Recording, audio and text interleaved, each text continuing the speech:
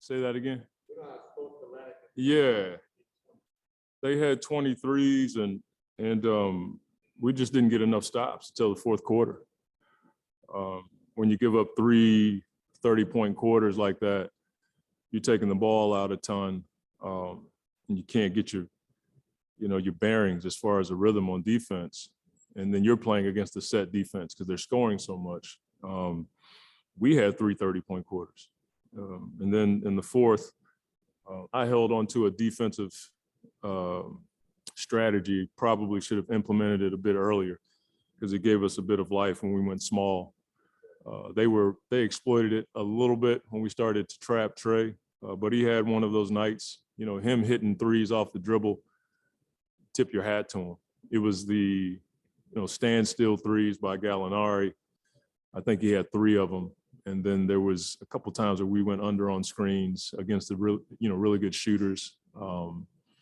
That kind of stuff happens. We just didn't have that rhythm to get consecutive stops tonight. We get a stop, then they come back and score. We get a stop. I think we probably only had like a few times tonight where we got 2 stops in a row until the fourth quarter. So with any team that scores, 100 points after 3 quarters against us, that's just not something we're used to. Yeah. You're just trying. You're not going to leave any stone unturned. Just trying to figure out ways to get some defensive energy on the floor. And I put Sticks in a tough spot. When you don't play in the first half and then you come in the second half, you don't have a good game rhythm, but you have to be ready. But that's a tough spot to be in for anybody. He's fine. No, he's fine. We just decided to go small, and our guys understood what we were trying to do. When you're in a drop defense against a guy that is shooting the ball like that and can finish at the rim, it puts you in a tough spot. If you blitz them and trap them, they got 4 shooters around the floor and a dynamic diver, so that puts you in a tough spot. You're going to give up more threes. But we tried pretty much everything. He just had one of those nights. Yeah, it's pretty cool. We wish we could have gotten this win and really celebrated, but it's obviously huge achievement for those guys and their families, and awesome for the organization. In spite of losing tonight, I am really excited about those guys being chosen by the coaches to be on the All-Star team. It says a lot about them and what they've done for the team this year. I didn't. Not this year. Probably. I'm sure some people, based on what's happened to Book the last couple of years, may have had some of that creep in, but I had no doubt this year.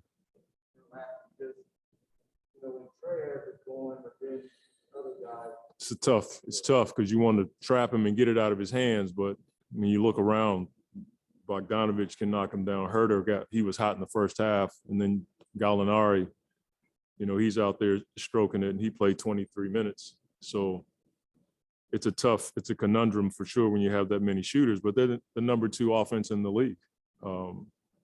That's what they do.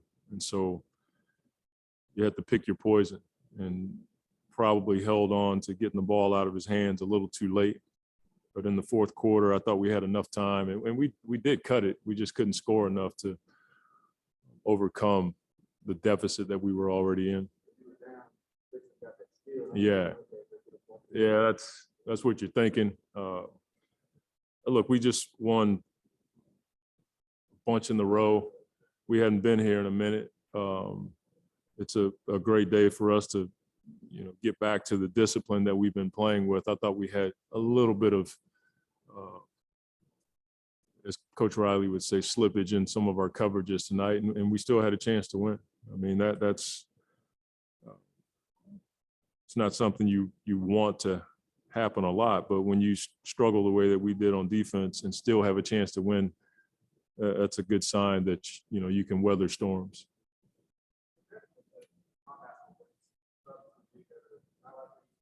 Yeah. Sure.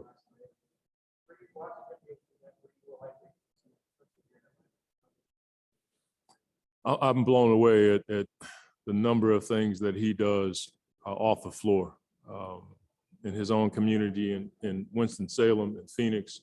Still does stuff in Louisiana, New Orleans, but the HBCU awareness that he's raising is huge. We all know that Black colleges don't have the same platform, don't have the same funding as a lot of schools do, state schools for sure, around the country. And so the more that guys like Chris can bring that awareness, that those schools are just as competitive as any other school, I think it's pretty cool. And his family went there. And so I know he has an affinity for HBCUs, and he's just an amazing dude. He's not just a basketball player, he's a basketball player that cares. And I hope that all the students and faculty and various staff members at the HBCUs understand, you know, how much Chris has done for them and probably will continue as long as he's living.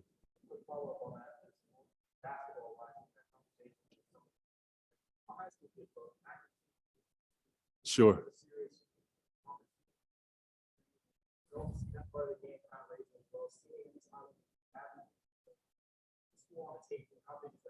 I think when you hear from Chris, you have to listen.